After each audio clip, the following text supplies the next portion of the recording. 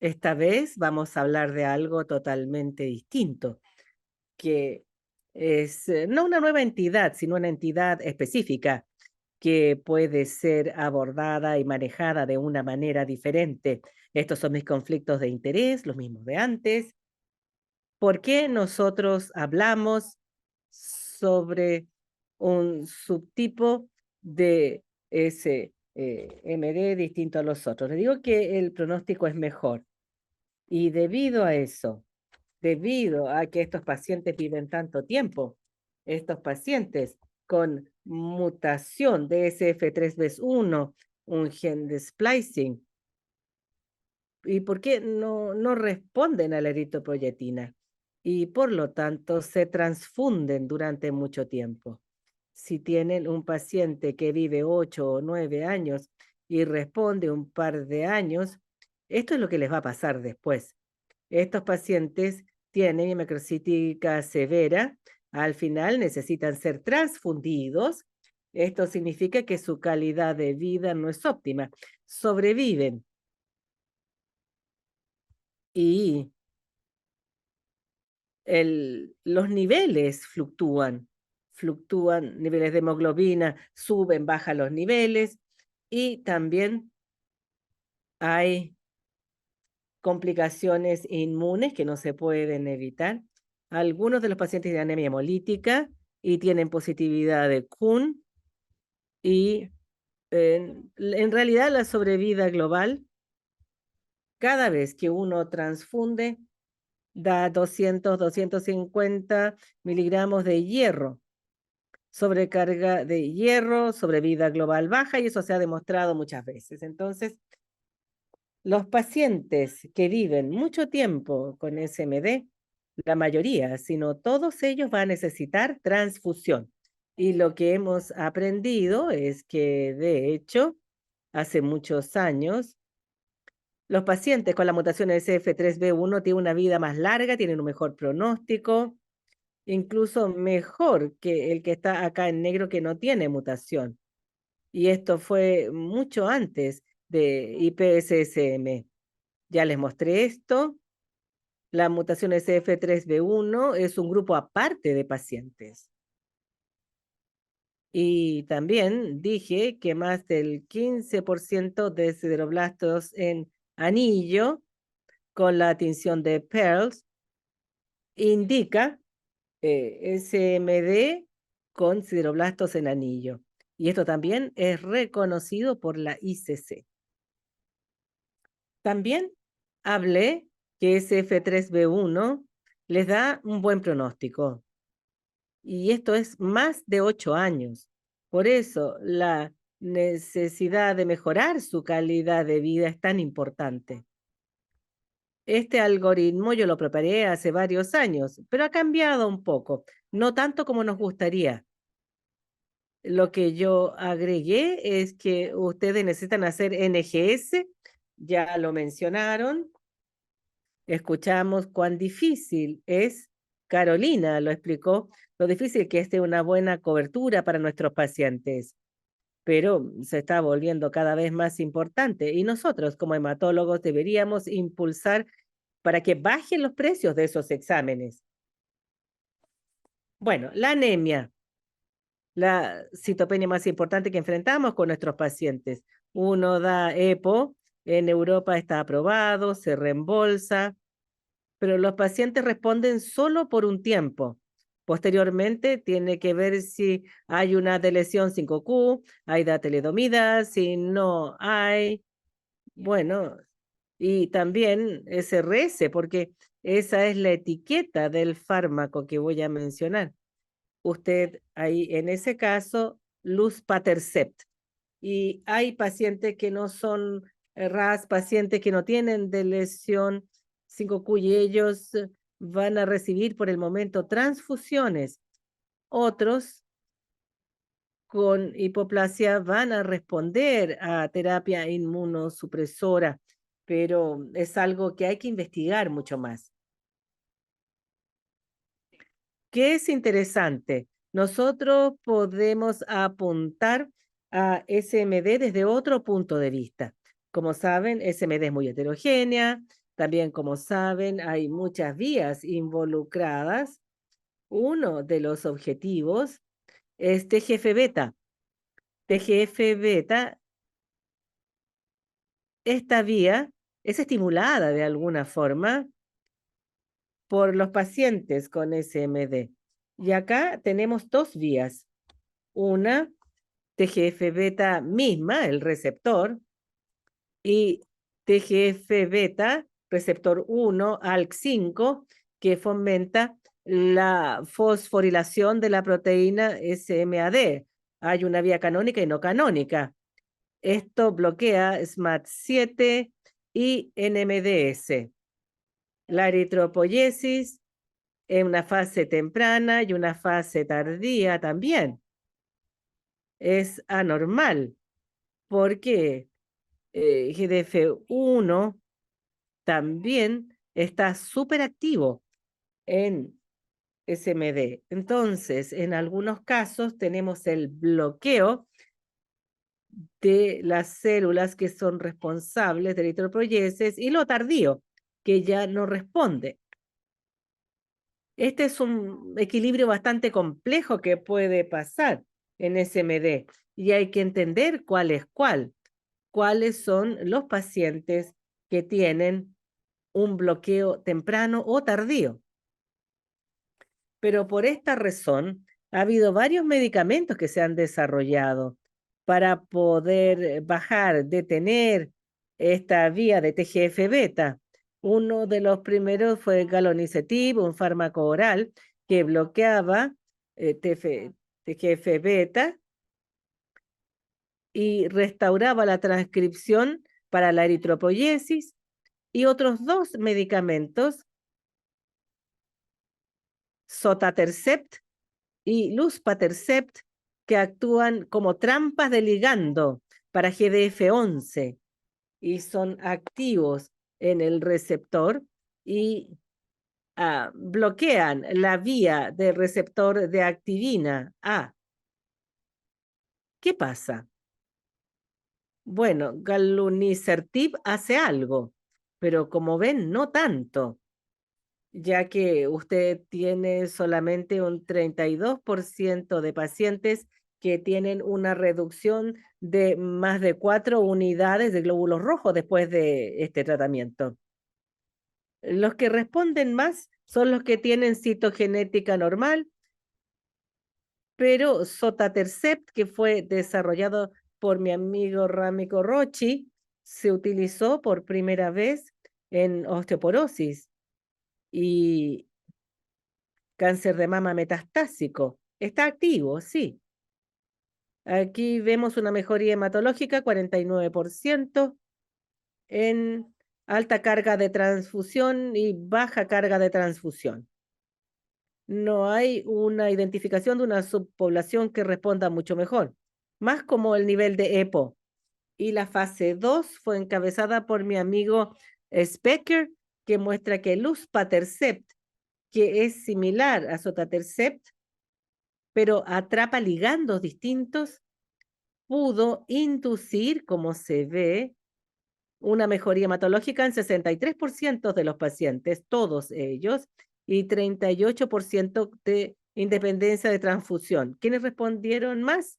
En la fase 2 quedó claro que los que tenían la mutación SF3B1 respondían 77% de los casos y 69% los con sideroblastos en anillo. Por eso, luspatercept era el único fármaco que fue desarrollado adicionalmente en SMD. Luspatercept es una molécula compleja. Tiene un dominio de inmunoglobulina humana, y el dominio extracelular modificado es la trampa de ligando misma, que bloquea el receptor de activina 2B. Esto es específico de luspatercept.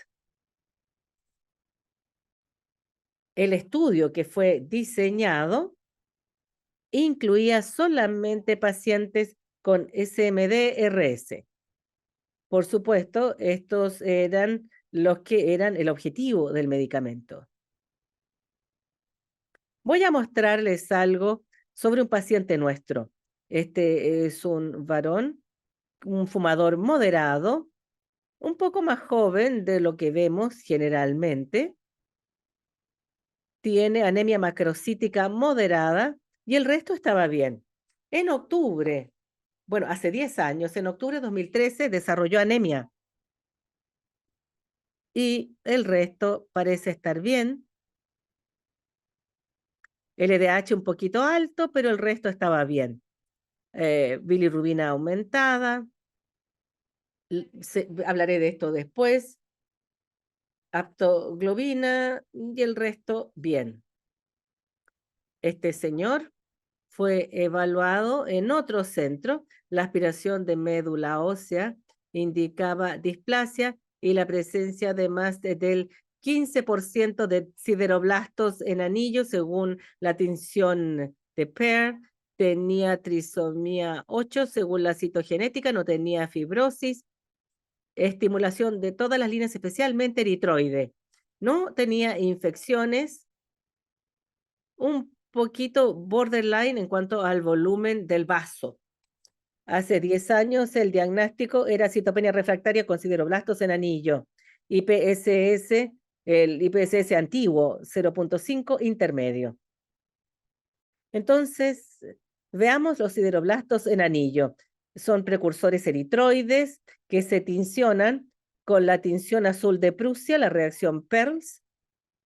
Hay por lo menos 5 gránulos sideróticos en torno al núcleo.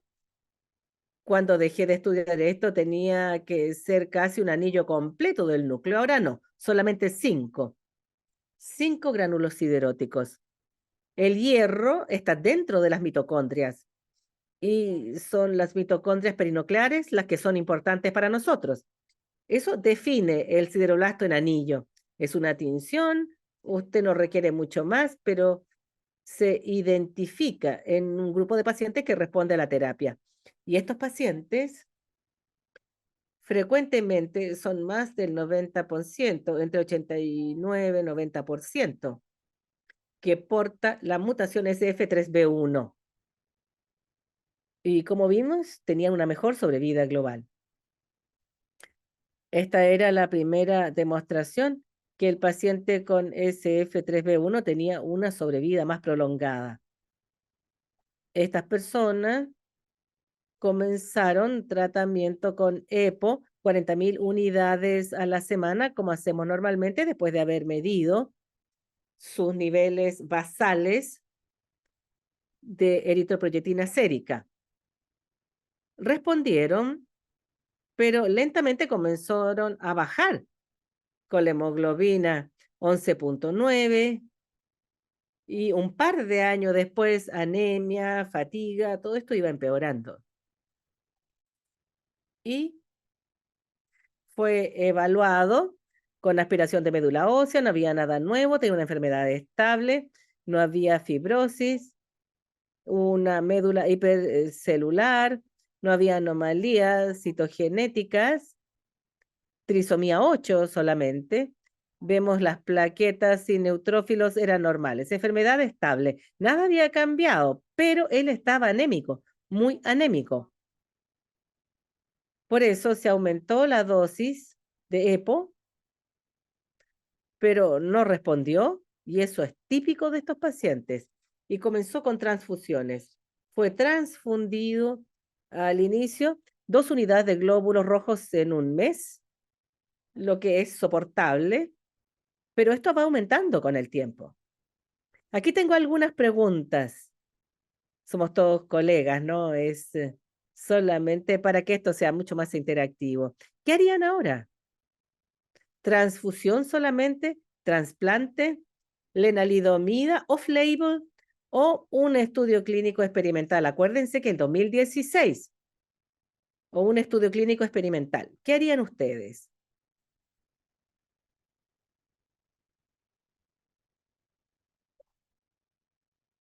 Sí, esa es una posibilidad.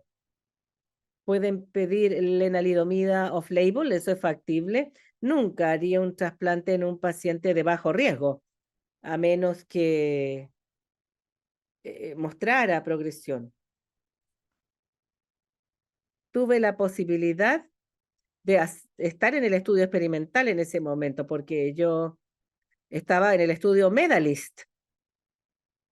Él fue tratado en otra parte y el paciente vino a nosotros con una pregunta.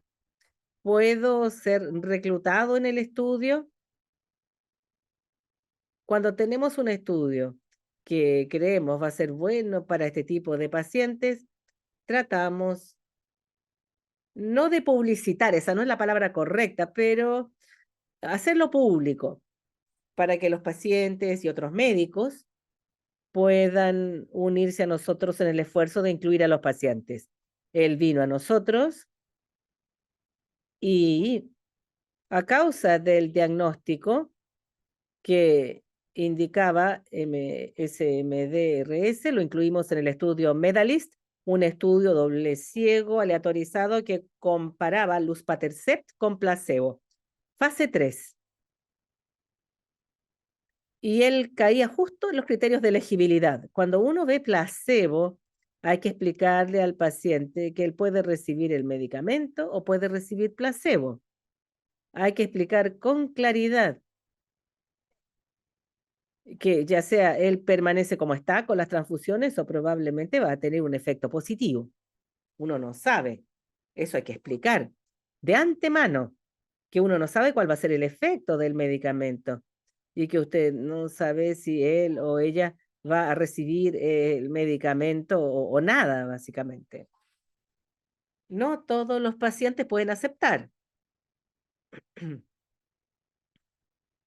Estas son las características basales del paciente que fueron incluidas en luspatercept.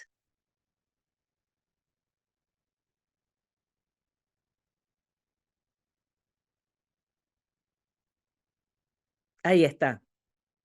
Este es el estudio. El estudio comparaba 1 miligramo por kilogramo subcutáneo cada 3 semanas a placebo, dado de la misma manera. La aleatorización favorecía a los paterceptos a 1.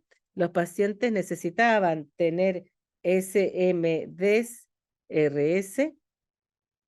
y ser de bajo riesgo dependiente de transfusión, refractario o intolerante a eritropoyetina o no elegible para EPO. Más de 500 unidades litro de suero EPO y tenía que habérsele transfundido al menos 2 unidades al mes. Esa era la población. Esta población no debería haber sido tratado con nada más. Esta persona no recibió lenalidomide, tampoco agentes hipometilantes. En Europa no los podemos administrar porque son off-label. En Estados Unidos se los dan a todos. Cuando no responden, entonces es un poco distinta la situación, pero había que ver que estos pacientes no recibían nada más. La evaluación acá, el endpoint era transfusión independiente y había un seguimiento prolongado. Vuelvo a lo que les mostré antes. Estos son los pacientes que eran añosos, de 71 años. Se les hizo una transfusión, una alta carga de transfusión para muchos de ellos. La mitad se transfundió hasta 6 o más de 6 unidades en 2 meses.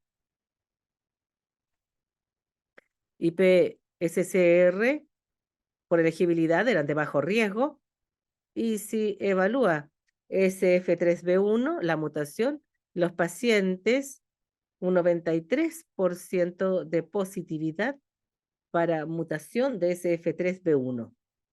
Otra cosa es que estos pacientes a menudo tenían elevados niveles de ferritina ya cuando uno los veía por eritropoyesis inefectiva y también por tantas transfusiones recibidas. Bien, estos son los resultados.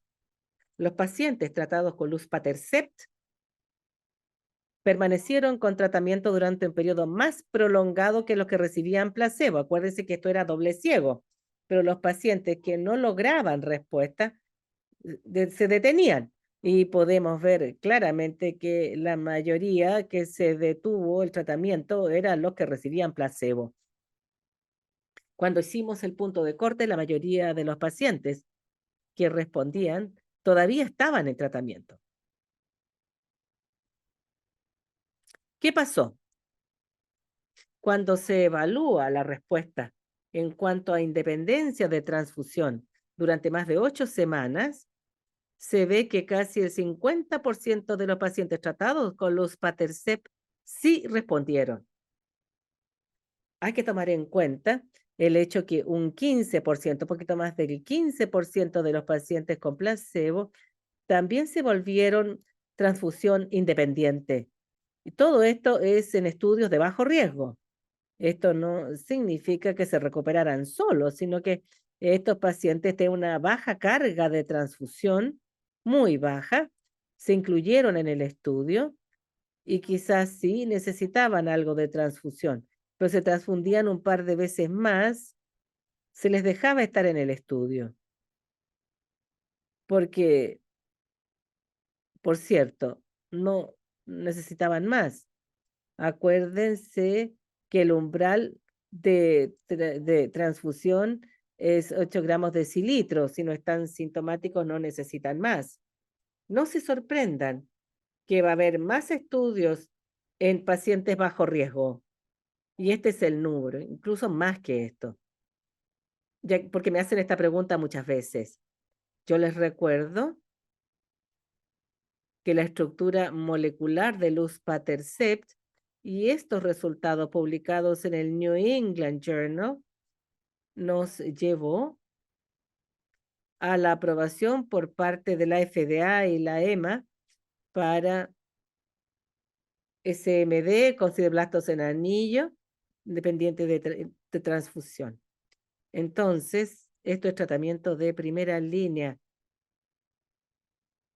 Lo que es interesante de luspatercept es que a veces hay una buena respuesta y por alguna razón baja la hemoglobina, pero si sigue tratando al paciente, responden de nuevo. Acá se ve entonces que los pacientes que logran respuesta en las primeras 24 semanas, 37%, pero si uno sigue tratando, aumenta el número de pacientes que al final va a conseguir independencia de transfusión y la van a mantener por un periodo largo razonable. Esto es algo que nosotros vemos a menudo en SMD. No tiene que parar. Si la respuesta es un poco menor o se interrumpe, uno sigue nada más. Y mientras más larga la evaluación del paciente, más de ellos van a tener este intervalo de 2 meses de independencia de transfusión. Es un concepto muy importante. Y cuando uno compara el tratamiento prolongado, se ve que luspatercept, no veo por qué dice EPO ahí, pero bueno, luspatercept se mantiene por mucho tiempo.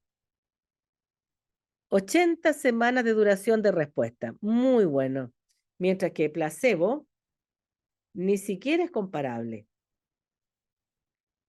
Este concepto de duración acumulada de independencia de transfusión es muy importante.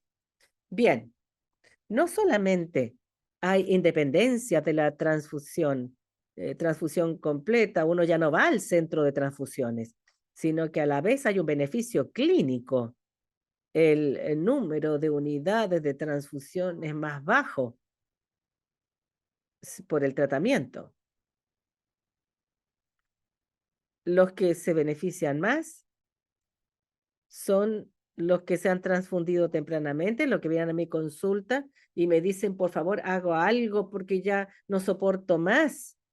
Una vez a la semana me hace la transfusión, es decir, pierdo 1 o 2 días yendo al centro de transfusión, me siento mejor y después me siento peor una semana después. Otros pacientes tienen una calidad de vida muy mala. Se requiere un beneficio clínico y la duración es bastante larga, 92 semanas de mejoría, reducción en las necesidades de transfusión. Bueno, si uno prolonga la observación, si uno dice, a ver, 2 meses de independencia de transfusión es bueno, pero son 2 meses. ¿Y después qué pasa? Nosotros propusimos hace varios años prolongar la definición de independencia de transfusión y observar por 16 semanas. Acá están los números, mientras más observamos, mejor, pero 1/3 de los pacientes tiene 16 semanas de independencia de transfusión. Por ende, algunos de estos pacientes tienen independencia de transfusión muy larga. Esto aumenta enormemente la efectividad del fármaco. Esta es la duración de la independencia de transfusión y la mejoría hematológica, lo que significa que no solamente uno detiene la transfusión, sino se aumentan los niveles de hemoglobina y es bastante tiempo. Nos preguntamos si esto es solamente para la anemia o si bloqueamos la activación de la vía del receptor, vamos a tener una mejoría general. Y ven acá, esto publicado el año pasado, los pacientes tratados con luspatercept tuvieron un aumento en neutrófilos y plaquetas, mucho más alto de lo que se observa en placebo. Está modificando la hematopoiesis, no solamente la eritropoiesis. ¿Es un fármaco seguro? Mis pacientes siempre me preguntan cuando propongo un fármaco experimental, yo no soy un ratón, ¿qué está haciendo usted? Bueno, lo que yo hago de antemano, si es posible, es tratar de comprender los efectos colaterales. Por eso yo leo todas las publicaciones, porque en fase 3 ya tiene datos, y luego se habla con el paciente, porque debe saber cuáles son los temas de seguridad. En este caso, bueno, ustedes saben que los estudios investigacionales, cualquier cosa que recibe el paciente es doble ciego. Tiene que anotar si el paciente tiene neutropenia, si está experimentando fatiga. En este caso, la fatiga era uno de los efectos colaterales más reportados, pero en muy pocos casos. 2 de 153. Ahí se interrumpió el tratamiento. Claro, los pacientes experimentan fatiga ellos. Este medicamento en casos infrecuentes puede aumentar esta sensación de fatiga, aun cuando la hemoglobina esté subiendo. Pero en mi experiencia he tratado 30, 35 pacientes o más, incluso fuera de estudios clínicos. Y es un informe bastante infrecuente. Astenia, mareo, eso también uno lo puede encontrar a veces. Uno habla con los pacientes y le explica de antemano qué es lo que puede esperar sentir. Bueno, alguien me dijo progresión de enfermedad. La mutación SF3B1 y SMDRS tienen buen pronóstico, ¿sí? Eso es verdad. Y ahora sabemos por IPSCM, por otras conmutaciones, se puede reducir la sobrevida global o aumentar la progresión AML. Pero la mayoría de estos pacientes, como les dije, tiene una sobrevida prolongada. Y luspatercept o placebo son muy similares. Luspatercept no aumenta la progresión a AML o enfermedad de alto riesgo. Es muy importante conversar con el paciente. Algunos le van a preguntar, otros dirán, mire, usted decida, doctor, yo confío en usted. Ya, ¿usted confía? Bueno, pero tiene que entender exactamente lo que vamos a hacer. Si no, puede ser un problema.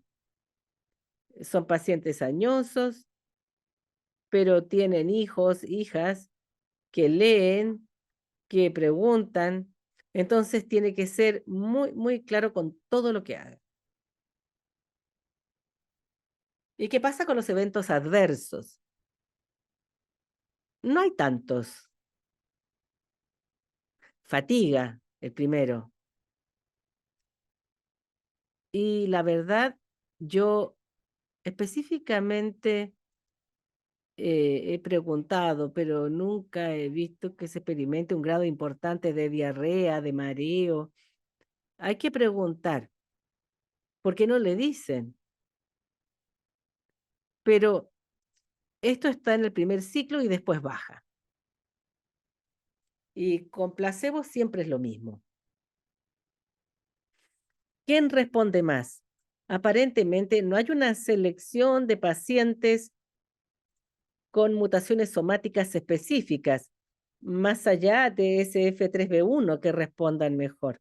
Todos los subtipos, todas las conmutaciones responden al luspatercept. Volvamos a nuestro paciente. Él fue pesquisado, se le hace otra aspiración de médula ósea para poder confirmar el diagnóstico que se hizo en el otro centro. Repetimos la citogenética, solamente es trisomía 8. Según la OMS 2016, tiene una médula ósea muy educativa. Más del 90% de sideroblastos en anillo. La mutación somática tiene SF3B1 y DNMT3A, nada más. IPSSR es 4, riesgo intermedio. También tiene otra cosa. Pensé que tenía electropiesis inefectiva. Lo que tiene es el síndrome de Gilbert. Estaba un poco subictérico por el síndrome de Gilbert. Comenzamos el tratamiento. Esto es a ciegas, ¿no? Él recibió por vía subcutánea luspatercept o placebo, 1 miligramo por kilogramo. En el 2017 recibió su última transfusión de glóbulos rojos y comenzó a aumentar la hemoglobina, llegando a 11.4. Y acá está con su luspatercept cada 3 semanas, necesita otra transfusión. Lo que hacemos es seguir tratando, pero aumentamos el fármaco a 1.33 miligramos por kilogramo. Aquí sube de nuevo y aquí baja y aumentamos a 1.75 miligramos por kilogramo. Ya es el 2019, 2 años después. Y aquí tenemos 2020 y va subiendo. Él respondió por bastante tiempo. Esta persona venía de muy lejos en términos italianos, ¿no? Vivía a 400 kilómetros. Él pensaba que valía la pena viajar, pero no transfundirse. Esta es una distancia corta, siempre nos sorprende. Calidad de vida. La calidad de vida es muy difícil de evaluar y vemos un aumento con placebo. Esto fue publicado no hace mucho tiempo y algunas de las funciones son bastante claras. Si uno elabora un estudio las primeras semanas, no ve una diferencia tan grande. Pero estar libre de transfusiones y la obligación de tener que ir al hospital era algo que impacta mucho la calidad de vida. Por cierto, hay que evaluar al paciente que respondió bien, porque son los que tienen una mejor calidad de vida. ¿Y qué pasa con este señor? 39 ciclos, pero después del inicio del ciclo 39, la hemoglobina bajó. Queríamos evaluar lo que pasaba al cabo de 3 años. Lo volvimos a evaluar porque en la médula ósea había mastocitos. El resto era lo mismo de siempre. 80% de estereoblastos en anillo y solamente trisomía 8 como antes. O sea, no había ningún cambio importante, pero adquirió una mutación en JAK2, una mutación TET2 y las que vimos al principio, hace 3 años. O sea, algo se estaba moviendo en esta hematopoiesis y siguió siendo tratado, como ven acá.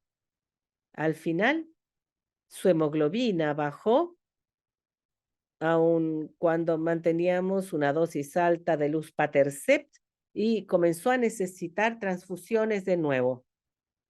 Él, acuérdense que él fue tratado por nosotros hace más de 3 años y su necesidad de transfusión después de septiembre del 2020 era una unidad cada mes, menos que cuando empezó.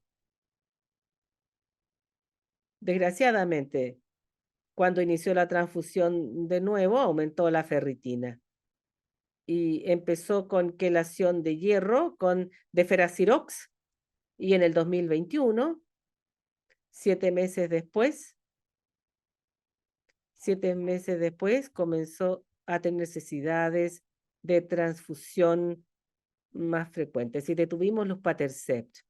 Entonces, nosotros seguimos tratando mientras haya poca necesidad de transfusión y esta vez dijimos no, ya no está respondiendo e interrumpimos. Y el paciente está en seguimiento. Esta persona fue tratada con Luspatercept desde septiembre de 2016 a septiembre de 2020 por un total de 207 semanas, 4 años. Ahora está en terapia de apoyo. Para él fue un buen periodo, se sentía bien. Ahora tiene muchas transfusiones, también están apareciendo otras comorbilidades, su condición general ha empeorado, más allá de la necesidad de la transfusión. Y estamos haciendo algo más que aumentar la hemoglobina, las plaquetas, sí, porque esto es lo que pasa a los pacientes que responden a luspatercept. Los pacientes que responden a luspatercept, aunque sea por más de 8 semanas, cuando se considera este tiempo acortado, tienen una ventaja en la sobrevida global, que es significativa. Y vemos que sube y no se alcanza todavía. Estamos por sobre 72 meses de sobrevida global, comparado con los pacientes que no respondían. Y esto es el placebo. Pero ya les expliqué que los de placebo son los que tienen una pequeña carga de transfusión. ¿Cuál es el significado de esto? Uno deja de transfundir, restaura la hematopoiesis, eritropoiesis, el paciente tiene una buena respuesta en cuanto a sobrevida global, no solo calidad de vida, sobrevida. Y la sobrevida libre de progresión no se alcanzó en, no se alcanzó, pero la sobrevida libre de progresión no se alcanzó. Bueno, pero fue mejor. ¿Quiénes son los respondedores? Incluso los pacientes que responden, les dije en el brazo placebo, son muy pocos, como dije antes, muy pocas unidades de transfusión. Los pacientes que responden con luspatercept son un porcentaje alto. No respondedores, incluso pacientes que tienen mucha necesidad de transfusión no responden. Y durante todo el periodo de estudio podemos decir que un 49% de los pacientes respondió a luspatercept. Otro factor importante que mencioné antes, usted obtiene independencia de transfusión, pero si solamente aumenta la hemoglobina, no cancela completamente la independencia de transfusión, puede tener una prolongación de la sobrevida. Si aumenta la hemoglobina más de 1 gramo en las primeras 24 semanas, estos son los que alcanzan una sobrevida más prolongada. Incluso si tiene mejoría hematológica, puede observar algo en los pacientes tratados con luspatercept en este caso. Como dije antes, ¿es esto verdad? Porque hicimos el estudio investigacional, perfecto, los pacientes no tenían comorbilidades, pero ¿qué ocurre en la vida real? Cuando llega el paciente a mi consulta, el paciente, bueno, debido a otras comorbilidades, uno quiere tratar al paciente. Entonces, ¿qué hacemos?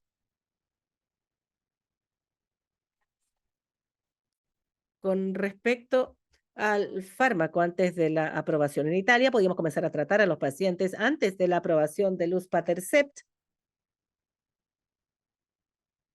según por la Fundación Italiana para SMD. Aquí había más de los pacientes de Medalist, eran 177 y obtuvieron independencia de transfusión 31.7% de los casos. Y los requisitos de transfusión eran más o menos similares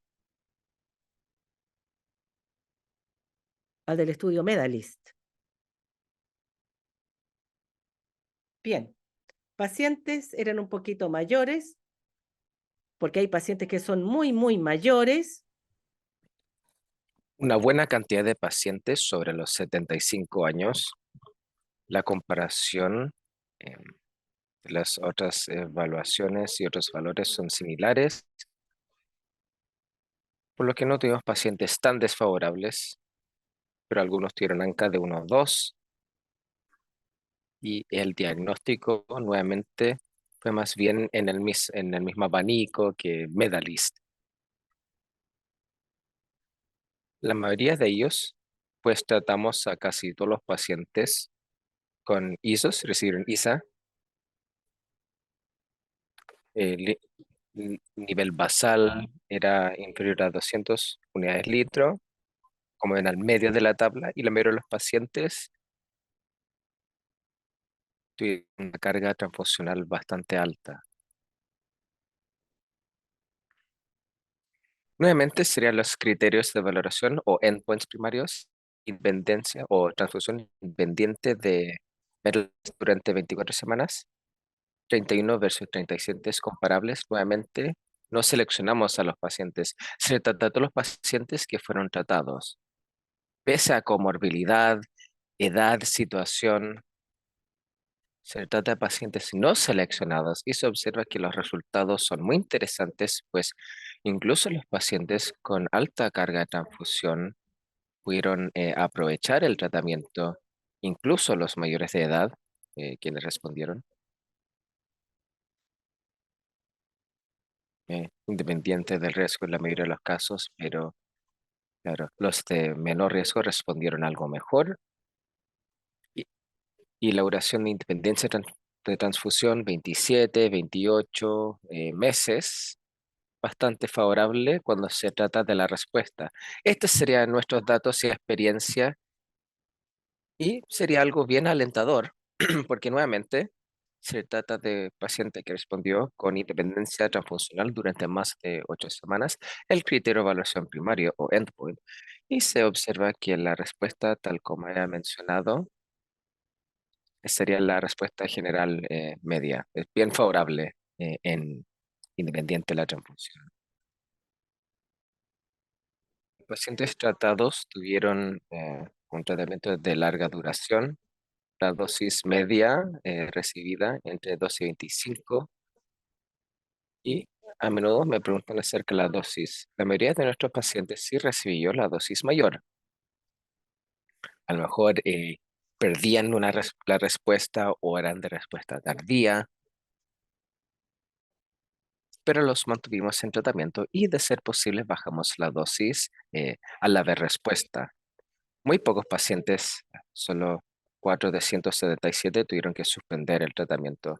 Los eventos adversos fueron poco frecuentes, así como progresión.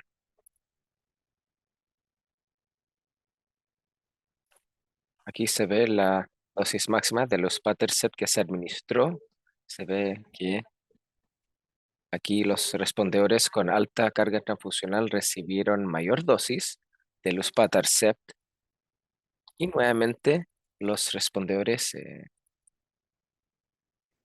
estos inferiores a 6, entre 4 y 6, y sería más de 6, sí, claro que la mayoría de ellos sí necesitó recibir mayor dosis y nuevamente se trata de la respuesta en semana 1 y 48. Se ve que los que tenían línea basal de carga transfusional cuando era menor tuvieron respuesta más rápida y mayor respuesta con menor dosis, mientras que hace falta mayor dosis para aquellos que tienen mayor carga transfusional.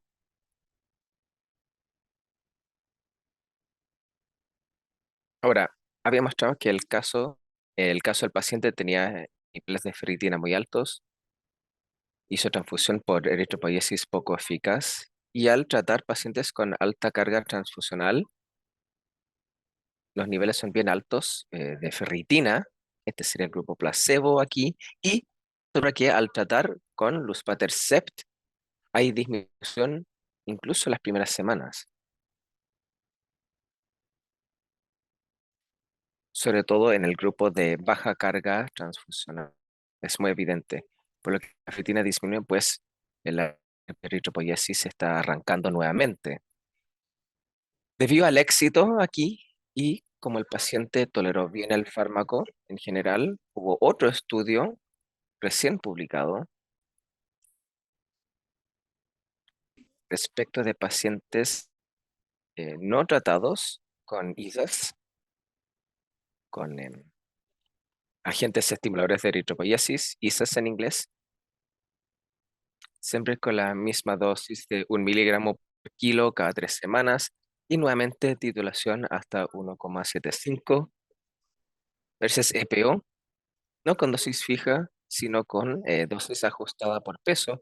Y el criterio de evaluación o endpoint es muy interesante, pues no solo independencia de transfusión más de 12 semanas, que es un poco más consecuente, un poco más constante, pero también el aumento de hemoglobina más de 1,5 gramos por decilitro. Claro, era lejos de transfusión, sería demasiado sencillo. Se incluía a todos los pacientes ingenuos o no expuestos a transfusión, con o sin fibroblastos en anillo, EBS en inglés. Y aquí se ve las unidades inferiores a 500 litros, pues ese es el umbral para esperar respuesta a agentes estimuladores de eritropoiesis. En Europa podemos ocupar estos ISA si el nivel en suero es inferior a 200, pues sería el umbral en que habría una respuesta significativa. Y claro, los pacientes fueron estratificados y aquí se ve que habrá datos a futuro. Con eso quisiera culminar y gracias por su atención. Quisiera agradecer también a mi colaboradores, la Fundación Italiana, quienes nos permitieron exponer los datos italianos para el estudio de la de vida real. Gracias.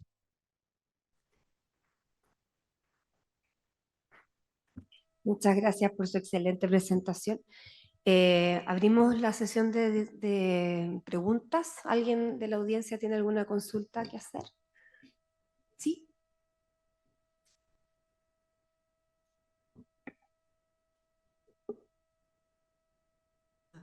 Una pregunta. ¿Alguna experiencia de combinar Luspatercept con eritropoyetina en conjunto? Sì, io contesto in inglese. Sì. Yes, there are. Sí, hay datos publicados acerca de la asociación con los Luspatercept y agentes estimuladores de eritropoyesis. No es por etiqueta, pero lo hacemos, no es el uso indicado. Así que si pierden respuesta a los Luspatercept, volvemos a agregar agente estimulador de eritropoyesis. Y son sinérgicos, sinergistas. Debo recordarles que la población estimulada por los Luspatercept no es la misma estimulada por agentes estimuladores de eritropoyesis. Pues se estimula eritropoyesis temprano con ESA y después con Luspatercept. Sería lógico combinarlos. Solo habría un estudio de Moffitt, el cual se ha publicado, un estudio positivo, y se trata de otro estudio para llevar a cabo. Excelente la presentación, Valeria. Te quería hacer una pregunta sobre el uso de Luspatercept en la vida real en los pacientes que no tienen dependencia transfusional aún. Por ejemplo, en pacientes que perdieron la respuesta a eritropoyetina, pero que no tuvieron una dependencia transfusional, si lo están usando, si no. Sí, es muy interesante. Gracias. Luspatercept Luspatercept se ha aprobado recién para primera línea. Primera línea no es exactamente lo que usted menciona. Mientras más temprano se trata, mejor. Ahora, hay un estudio que arranca ahora para pacientes que no son dependientes de transfusión. Así que no tengo los datos, por eso no puedo dar una respuesta, pues aún no arranca. Y no lo había usado en pacientes que no son dependientes de transfusión. Con frecuencia no ven aumentados sus niveles de eritropoyetina después de agentes estimuladores de eritropoyesis, no quedan conformes. Pero actualmente, en este instante, no podemos dejarlos con Luspatercept. El estudio, obtuvimos la aprobación por comité de ética hace una semana y vamos a arrancarlo en sujetos no dependientes transfusionales. Y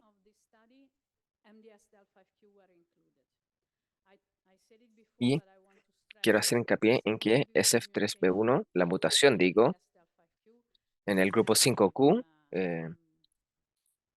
es una observación negativa, es un factor pronóstico negativo. Y en Estados Unidos han tratado algunos 5Q con esa mutación, pero no responden, es una enfermedad del todo distinta.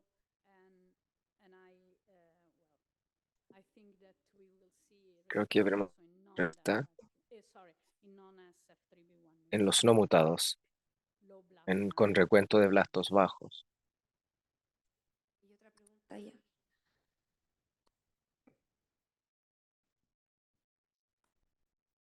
Thank you very much, Valeria.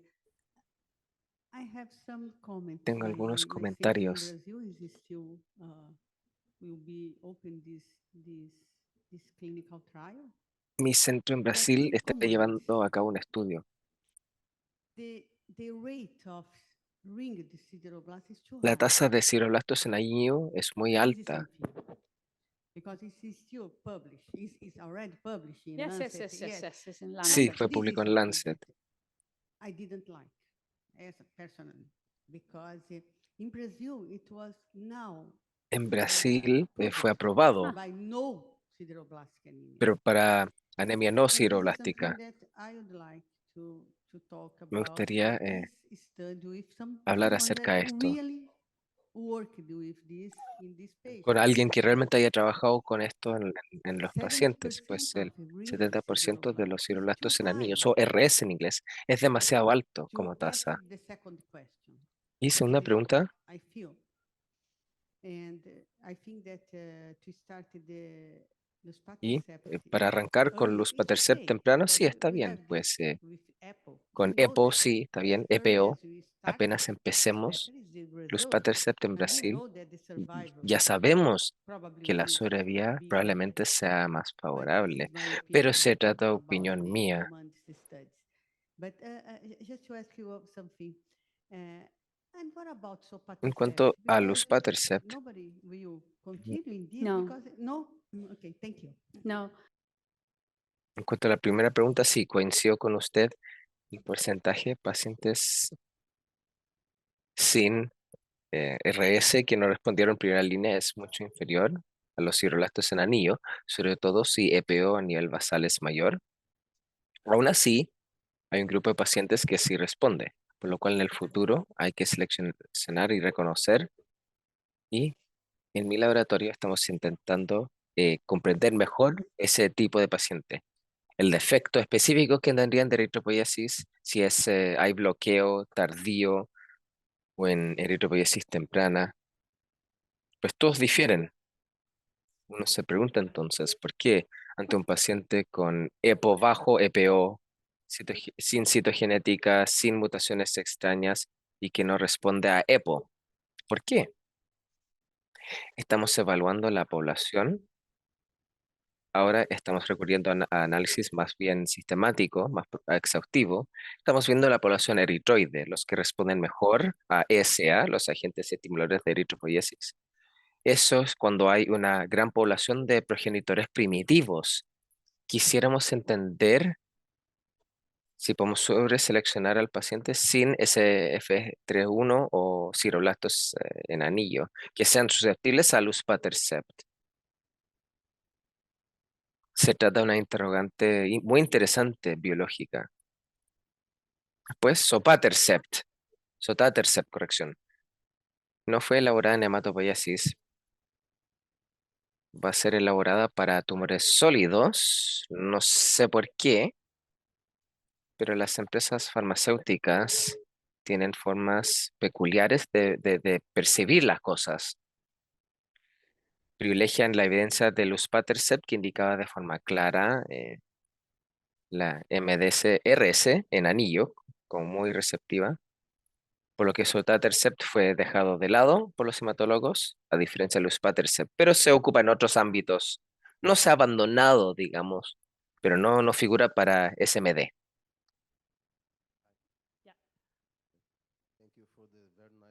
Gracias por la presentación. Una pregunta, ¿acaso cuenta con experiencia con el uso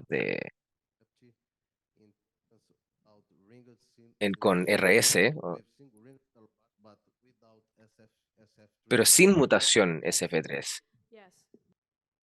Sí, los datos indicarían que sí responden, pero menos que el paciente con SF31.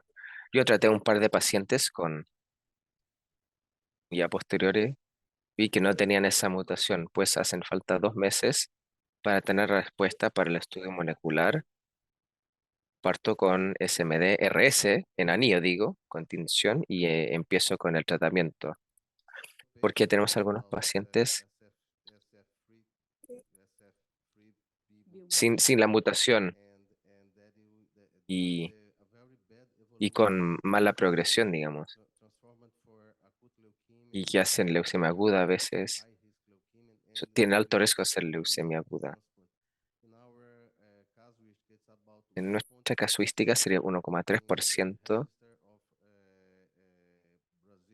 para Brasil y Uruguay de los pacientes sujetos a trasplante.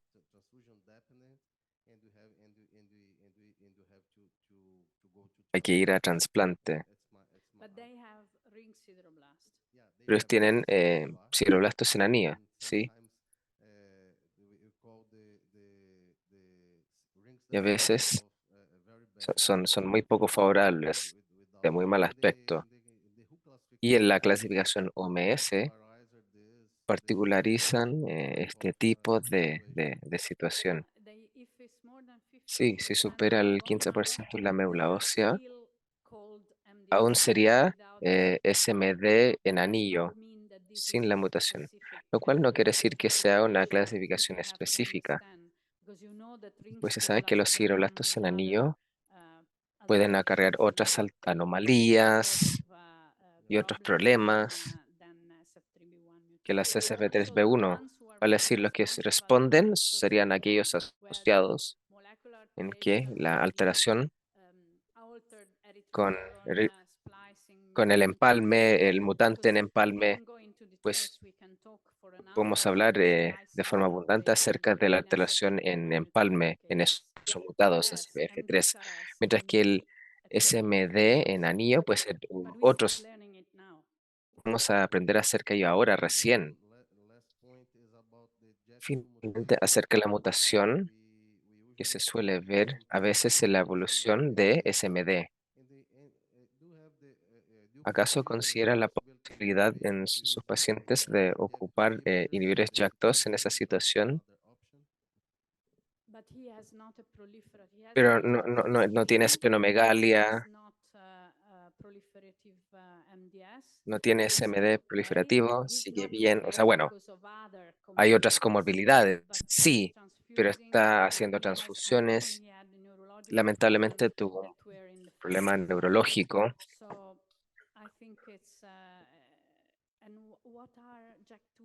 Y al fin y al cabo, ¿qué harían los inhibidores JAK aparte de reducir el vaso? Y no tiene manifestaciones autoinmunes, así que no lo consideramos. Hola, hola. Hay algunos datos que muestran que el perfil de genes alterados entre las distintas mutaciones de CF3B1, la K700C y las restantes son diferentes.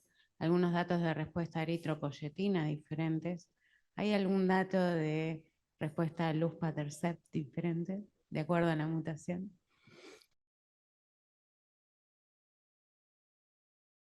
Lo estamos estudiando y sí, claro que las mutaciones son distintas.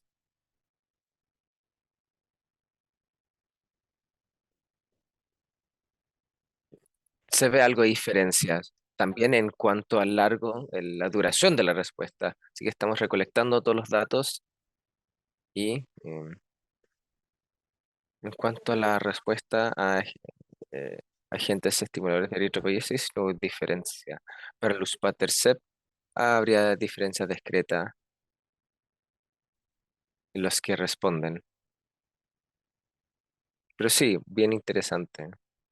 ¿Puedo hacer una última pregunta yo? Ah, sí, scusa. Es que usted nombró que su paciente tuvieron que llegar y mantener dosis máxima. ¿En su experiencia ahora prefiere partir con dosis máximas o siempre va en dosis escalonada? Sí. ¿Sí? No parto con 1,75, parto con 1, pues uno nunca sabe si hay efectos secundarios y si no responden. Y tal como mostré, uno hace dosis escalonada 1,33 y finalmente 1,75. Si reciben abundantes transfusiones, uno pasa a 1,75. A lo mejor uno podría partir con mayor dosis, pero no se dispone de datos. Siempre me muevo por la evidencia, me voy guiando por eso. Si uno no dispone de la evidencia, uno no sabe si tiene progresión favorable o no. ¿No hay más preguntas?